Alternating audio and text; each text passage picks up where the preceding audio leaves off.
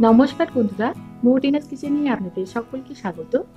আজকে আপনাদের সাথে শেয়ার করব লেবু ও পুদিনা পাতা দিয়ে তৈরি অসাধারণ স্বাদের একটা শরবতের রেসিপি। এই গরমে শরীরকে ঠান্ডা রাখতে অল্প কিছু উপকরণ দিয়ে বানিয়ে সার্ভ করতে পারেন এই শরবত। তাছাড়া 2 থেকে 3 দিন ফ্রিজে স্টোর করেও রাখতে পারবেন। পুদিনা পাতা ও লেবুর শরবত বানানোর জন্য এখানে হাফ কাপ পুদিনা পাতা ব্যবহার করেছি। প্রায় 2 মুঠোর মতো পুদিনা পাতা ব্যবহার করলাম। অবশ্যই ফ্রেশ পুদিনা পাতা ব্যবহার করবেন। এবার দিয়ে দেবো সামান্য একটু ভাজা জিরের গুঁড়ো। জিরেটাকে শুকনো কড়াইয়ে ভেজে নিয়ে গুঁড়ো করে এখানে ব্যবহার করেছি।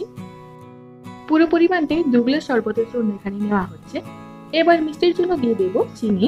তবে যারা মিষ্টি শরবত খেতে চান না তারা পুরোপুরিভাবে চিনিটা স্কিপ করতে পারেন। 2 চামচের মতো চিনি দেওয়ার পর এর মধ্যে দিয়ে দেবো লবণ। লবণটা একটু কম পরিমাণে এখন ব্যবহার করলাম, যেহেতু পরে একটু বিট লবণ ব্যবহার করব। এবার এর মধ্যে পাতিলেবুর রস ব্যবহার করব। একটা পাতিলেবুর পুরো রসটাই এর মধ্যে নিয়ে নেব। তবে অবশ্যই এইভাবে একটু ছেঁকে নেবেন, কারণ এর মধ্যে যে বীজগুলো রয়েছে সেই বীজগুলো যদি শরবতের মধ্যে থেকে থাকে তাহলে শরবত তেতো লাগবে। এখানে আলাদা করে আর অন্য কোনো কিছু ব্যবহার করলাম না। তবে এর স্বাদ বাড়ানোর জন্য চাইলে চাট মশলা সামান্য পরিমাণে ব্যবহার করতে পারেন। তাছাড়াও যারা মিষ্টি শরবত খেতে পছন্দ করেন তারা চিনির পরিমাণটা একটু বাড়িয়ে নেবেন। এবার এর মধ্যে দিয়ে দেবো হাফ কাপের মতো ঠান্ডা জল। জলের পরিমাণটা খুব বেশি ব্যবহার করবেন না, তাহলে ঠিকমতো করে গ্রাইন্ড করা যাবে না। সবটাকে ভালোভাবে গ্রাইন্ড করে নিয়েছি। এবার এটাকে ছেঁকে নিতে হবে, কারণ পুদিনা পাতার অনেক ছোট ছোট অংশ এর মধ্যে থেকে থাকে, আর সেটা যদি শরবত খাওয়ার সময় মুখে পড়ে তাহলে একদমই খেতে ভালো লাগবে না। তার জন্য ছেঁকে নেব।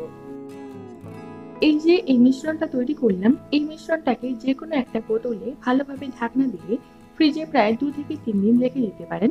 আর যখনই ইচ্ছে করবে শরবত খেতে তখনই এর সাথে কিছুটা ঠান্ডা জল মিশিয়ে সার্ভ করতে পারেন।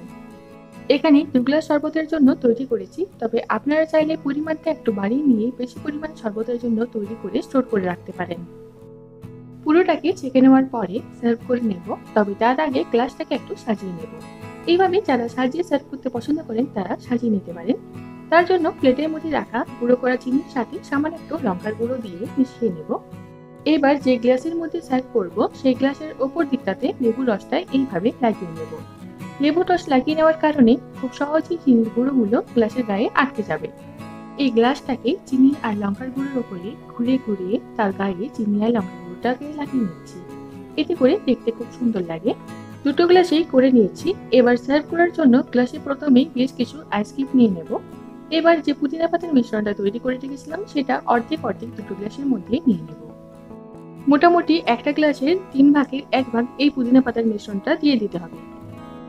গ্লাসের বাকি অংশটা ভর্তি করার জন্য এখানে ঠান্ডা ঠান্ডা জল ব্যবহার করেছি।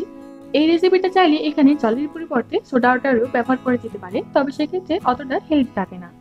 গ্লাসের মধ্যে দিয়ে দেবো লেবুর স্লাইস আর পুদিনা পাতাটাকে হাতের মধ্যে একটু এভাবে ঘষে পর এর মধ্যে দিয়ে দিলে পুদিনা পাতার ফ্লেভারটা বেশ ভালো থাকে। সামান্য একটু করে বিট লবণ গ্লাসের মধ্যে দিয়ে পুরোটাকে মিশিয়ে দিলেই ঠান্ডা ঠান্ডা পুদিনা পাতা ও লেবুর শরবত সার্ভ করার জন্য তৈরি। এই গরমে পেট ও শরীর ঠান্ডা রাখতে, তাছাড়া হজম শক্তি বাড়াতে এই শরবত বাড়িতে অবশ্যই একবার ট্রাই করে দেখবেন। রেসিপিটা যদি ভালো লেগে থাকে তাহলে ভিডিওটিতে লাইক কমেন্ট শেয়ার করবেন। চ্যানেলটিকে অবশ্যই সাবস্ক্রাইব করে রাখুন।